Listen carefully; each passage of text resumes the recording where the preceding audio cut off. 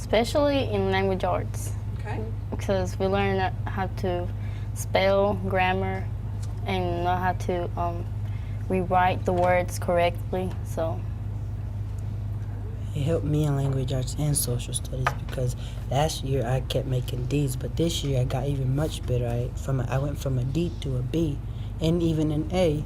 So it did help me in language arts. It helped me in social studies. It helped me in everything I needed help in. It was terrific, too. It really was. It helped me in language arts because at first I remember starting those classes, I used to be terrible at writing and I used to get off the subject. And now I know that when I write a paper I can use high level words and I can stay on topic.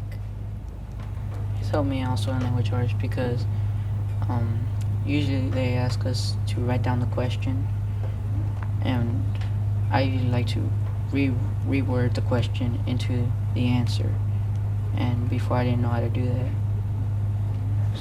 It helped us because in testing they pick out what your keywords, what do they mean by this.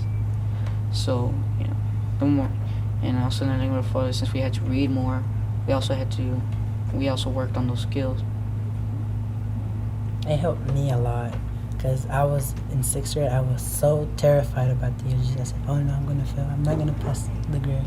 I was so scared. But then once I started doing the lingofolio, I got excited of taking the EOGs. I said, oh, I'm going to pass it. There's no doubt about that. I'm going to pass it. And I did.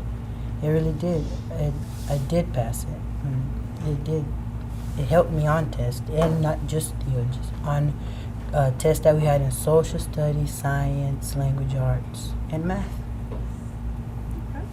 It helped me a lot in the EOGs because those hard words, those words that infatuation would be a word that I was like, oh my god, I don't know what they're talking about, but now I understand in the EOGs how they use it to make people get confused or something like that.